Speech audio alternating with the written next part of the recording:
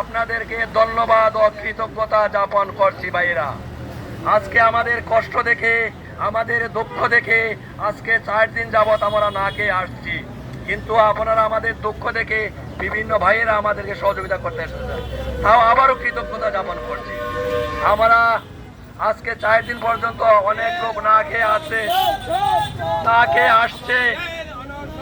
খেয়ে আসছে, কিন্তু তাদের চোখের ভাষা, মুখের ভাষা, অন্তরের ভাষা আপনারা জানতে চলে এসেছেন। আবারও আপনাদের কৃতজ্ঞতা জ্ঞাপন করছি।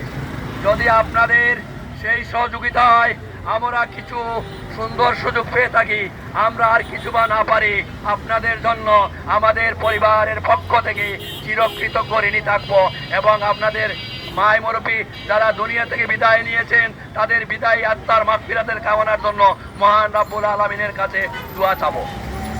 আর আপনারা আমাদের সহযোগিতা অতীতে করেছেন, বর্তমানে করতেছেন, আমরা আবারও কৃতজ্ঞতা জ্ঞাপন করছি। দাবিগুলো বলে আমাদের বিভিন্ন কোর্টের মাধ্যমে বাংলাদেশ জজ court, high court, supreme court, appeal court, সর্বোচ্চ আদালত, সুপ্রিম কোর্ট, রিভিউ বিভাগ আমাদের দাবির প্রতি সম্মতি করবে এবং সম্পূর্ণ আমাদের গ্রাউন্ড দেখে অর্থাৎ মূল্যবান রায় দিয়েছেন যে আমাদের পূর্ণ বহাল করার জন্য প্রধান বিচারপতি মহোদয় সহ সকল বিভাগ আমাদের একমত হয়ে আমাদের অত্যন্ত সুন্দর রায় দিয়েছেন। কতজন আমরা 2494 জন। দুর্ভাগ্যজনক হলেও সত্য, হাইকোর্টের বারবার আমরা রায় নিয়ে আসি, কিন্তু ঘরে যখন আসি আমাদের রায় প্রতি সম্মান না দেখি আমাদের অনেক দূরে ঠেলে দেওয়া হয়।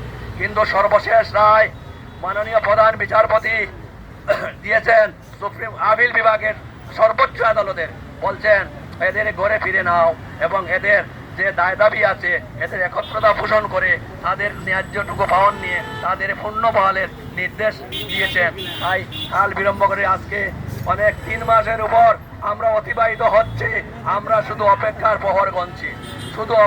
প্রহর গণছি আর রাত্রের স্বপন দিনে দেখছি। হয়তো আমাদের কোন সময় ডাকবে এই আশা মুখ করা নিয়ে আমরা ঘুরছি। শেষ পর্যন্ত আমরা অপারক হয়ে আমরা অমরণ অনুসরণে যাচ্ছি। হয়তো মরব, না হয় আমাদের দাবি বাংলাদেশের মাননীয় প্রধান উপদেষ্টা, স্বরাষ্ট্র উপদেষ্টা, আইন উপদেষ্টা, আইন সচিব, মাননীয় ডিসি মহোদয় সহ আমাদের এটা কার্যকর করে আমাদের বাড়ি দিবেন, নতুবা আমাদের লাশ আমাদের বাড়ি ফিরে দিবেন, যেটা ওনারা ভালো মনে করেন দিবেন। মাননীয় প্রধান উপদেষ্টা অনেক সুনামধন্য সারা বিশ্বে রয়েছে, মাননীয় স্বরাষ্ট্র উপদেষ্টার অনেক সুনাম রয়েছে, আমাদের প্রধান ডিজি মহোদয়ের অনেক সুনাম রয়েছে। উনি টেকনাফ থেকে তেতুলিয়া, রূপসা থেকে পাথরিয়া, গোপালগঞ্জ থেকে সুনামগঞ্জ প্রত্যেক আনসার বিডিবির ভাগ্যের উন্নয়ন করার জন্য যথেষ্ট পরিশ্রম করে যাচ্ছেন।